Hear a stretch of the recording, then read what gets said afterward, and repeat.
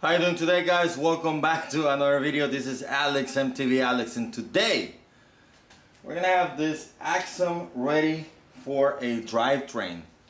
In order to have it ready for a drivetrain, we need to have a bottom bracket, which we don't have. And in this video, this is exactly what we're gonna do. We're gonna go ahead and install a bottom bracket. But before we do that, if you want to support the channel, there's a link down in the description. If you haven't subscribed, make sure you subscribe and turn the notification bell on so you don't miss any future content. And other than that, let's go ahead and get this party started.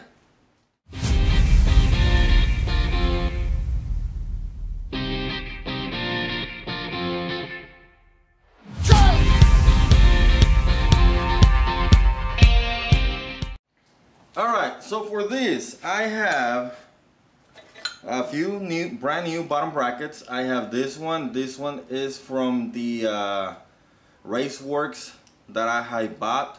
I actually had the same bottom bracket on the other Axum, but this one is actually the takeoff IXF crankset from the Mongoose Blackcomb, which I swapped with the NX, because this is a 104 BCD. That's for a chainring, 104 BCD. And I swapped that one with a GXP because I like the way it looks better.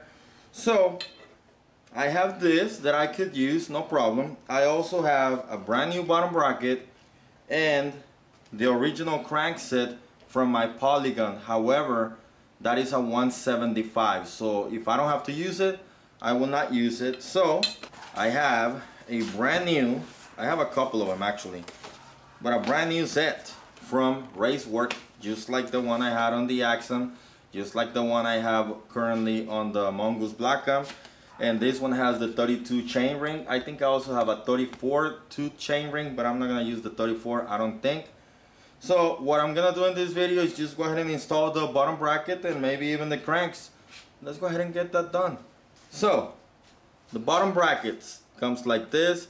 This is a external seal bearings bottom bracket. The bearing is actually right here and is sealed. And then you're gonna put it in. You have the marks. This is for the right side and left side. And that arrow tells you the direction in which you're gonna thread them in. Remember, the drive side is opposite tread. So the first thing that we wanna do is go ahead and grease the threads up, and we're gonna have to actually use a specialty tool for this one, which is a bottom bracket tool, which I think there's an affiliate link down below in the links, and it kind of looks like this. You can buy them in kits. They're like $15 if you get this with the cassette removal tool and the bottom and the crank arm pullers. It comes in a kit, so it's really inexpensive. You can probably find this by itself for like, I don't know, $5-6. So let's go ahead and grease this up and put them in. So I kind of blow this with my compressor earlier today. Now we might need some of these spacers. It's all gonna depend on when I have the cassette installed, to see if I need to move the chain ring a little bit out or a little bit in. For now, I'm just gonna go ahead and use one spacer on the drive side, because that's what I've been using all the time.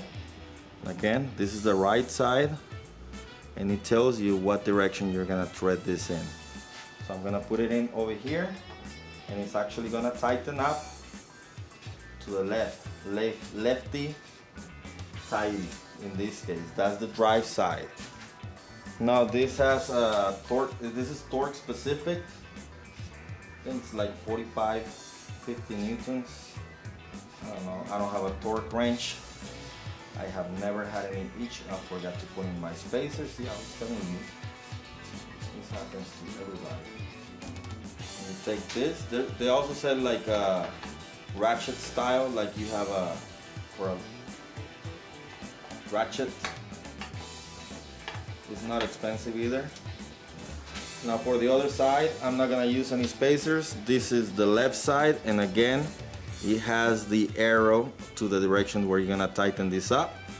You're gonna put some grease over here in the bearing, and this is righty-tighty. The non-drive side tightens up, normally. Same is true for the crank arms, well actually the pedals.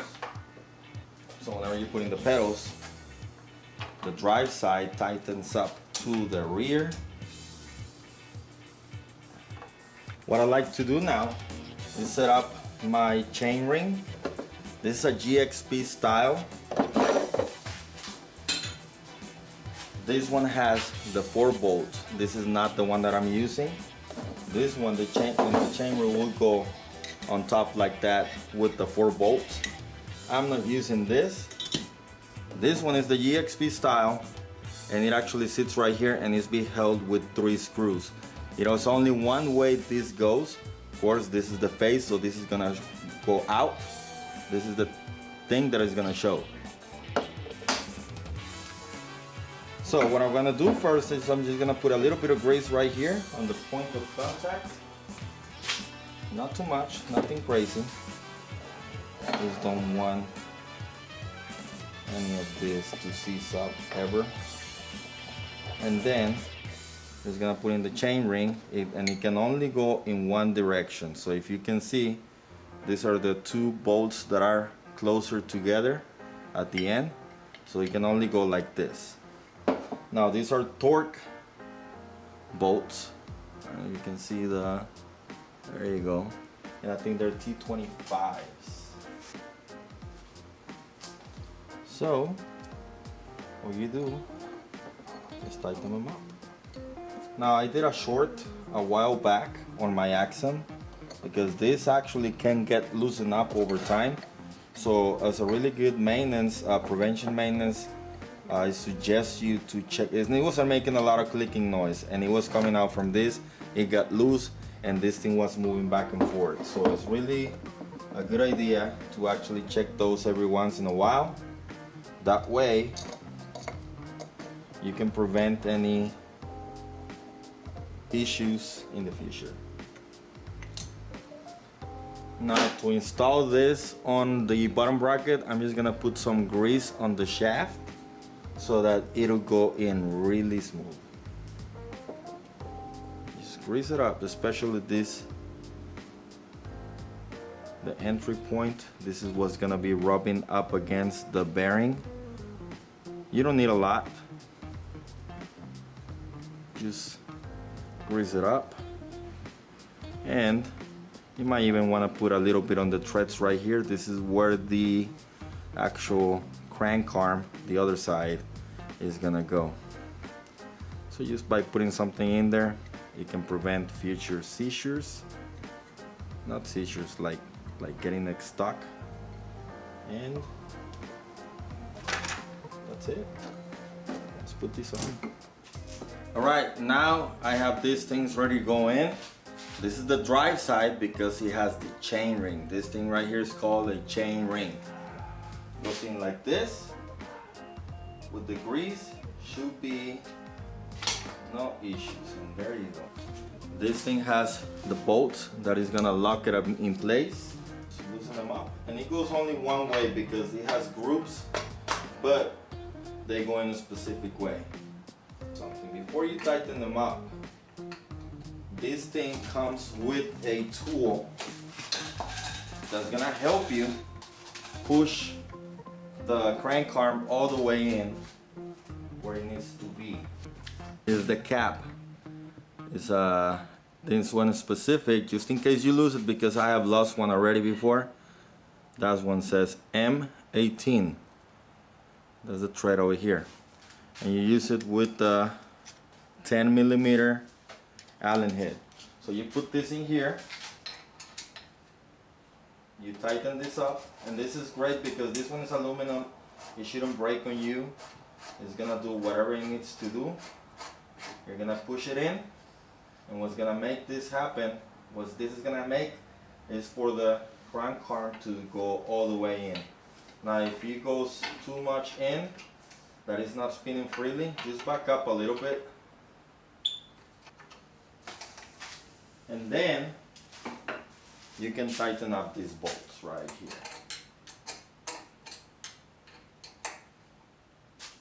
Do you guys miss the garage? Let me know down in the comment below if you missed the garage. Also, that is how you install a bottom bracket and a crankset, and you mean crank arms. Very easy. It literally takes like 5 minutes if you use, not talking a bunch like I am. But like I said, I'm trying to do a DIY. Hopefully it's gonna help a lot of you. So do not get intimidated to do these things by yourself. You don't have to take anything to the shop.